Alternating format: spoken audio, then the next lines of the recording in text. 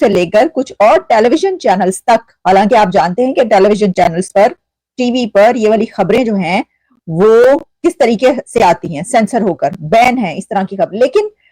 ٹیلی vision channels پر بھی یہ بتایا جا رہا ہے کہ اب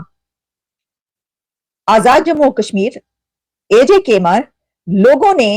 یہ فیصلہ کیا ہے کہ وہ لانگ مارچ کریں گے، اور لانگ مارچ مظفر آباد کی طرف لوگ جانا شروع ہو گئے ہیں۔ لوگ ٹھیک ہوں گے۔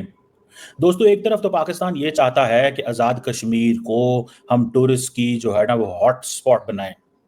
لیکن دوسری طرف کشمیر کے اندر جس طرح کی لا اینڈ آرڈر کی سچویشن ہے، اور وہاں پہ ایک پبلک ایکشن کمیٹی ہے، جوائنٹ پبلک ایکشن کمیٹی، وہ پروٹیسٹ کر رہی ہے، حکومت نے وہاں پہ چھٹیاں کا اعلان کر دیا ہے،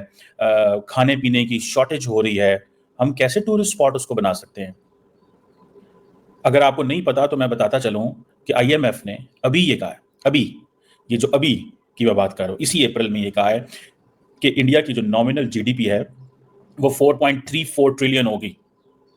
ابھی، اور جاپان کی جو ہے وہ 4.31 ٹریلین ہوگی، مطلب انڈیا جاپان کو کراس کر جائے گا۔ اور یہ آپ یہ امیجن کریں کہ ایک طرف ہم یہ سٹوری دنیا کو سنانے کی کوشش کر رہے ہیں کہ جناب کشمیر کے اندر وہ مقبوضہ کشمیر یعنی کہ جو انڈین ایڈمنسٹریٹو یا جو کشمیر ہے اس میں اندر جناب یاسین ملک کو جیلوں میں ڈالا ہوا ہے، حراست ہے، بھارتی جو انسانی حقوق کی وہاں پہ خلاف ورزیاں ہو رہی ہیں، لیکن ان خلاف ورزیوں کے باوجود وہاں پہ مڈل ایسٹرن جو گورنمنٹس ہیں وہ پیسے انویسٹمنٹ کر رہی ہیں۔ ہم یہ بھی دنیا کو بتانا چاہتے ہیں کہ دیکھیں جی فلاں ادھر کیا ہو رہا ہے، ادھر جو ہے وہ غیر قانونی نظام ہے اور تسلط قائم کیا ہوا ہے پرائم منسٹر مودی کی گورنمنٹ نے، وہاں پہ جناب اتنی فوج بیٹھی ہوئی ہے، اتنی فوج کے باوجود وہاں پہ کاروبار ہو رہا ہے۔ یہ جو کوشچن ہے یہ لوگوں کو بڑے ہانٹ کرتے ہیں۔ اگر آپ ان چیزوں کی پرواہ نہیں کرتے، آپ فار ایگزامپل جاپان کا جو ڈکلائن ہو رہا ہے گلوبل اکنامک سٹینڈنگ کے اندر، ٹھیک ہے، یہ میں نہیں کہہ رہا، یہ آئی ایم ایف کی اثر دیا جا رہا ہے کہ یہ چیزیں جو ہیں یہ بڑی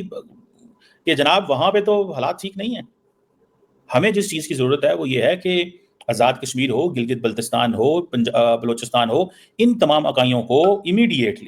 امیڈیٹلی سپیس دینے کی ضرورت ہے۔ اگر ہم نے ان کو سپیس نہ دی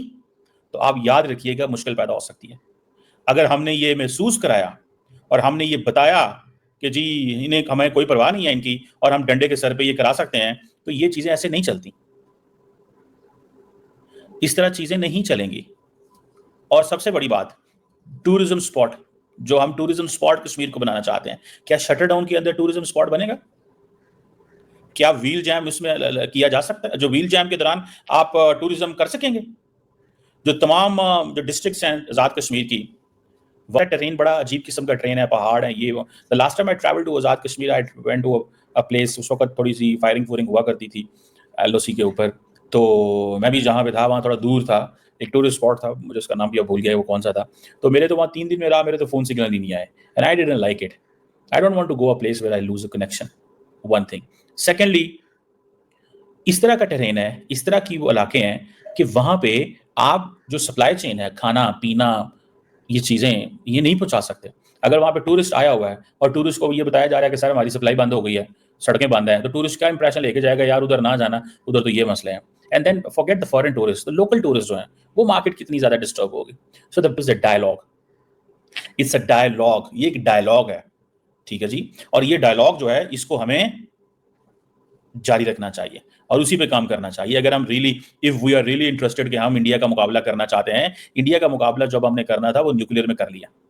اب نہیں انڈیا کا مقابلہ ہو سکتا۔ انڈیا کا مقابلہ ہوگا تب اکانومی میں ہوگا،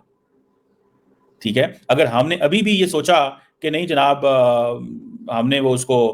وہ کریں گے، اب فار ایگزامپل انڈیا جو ہے وہ کار مارکیٹ میں یہ کہا جا رہا ہے کہ it is a new China,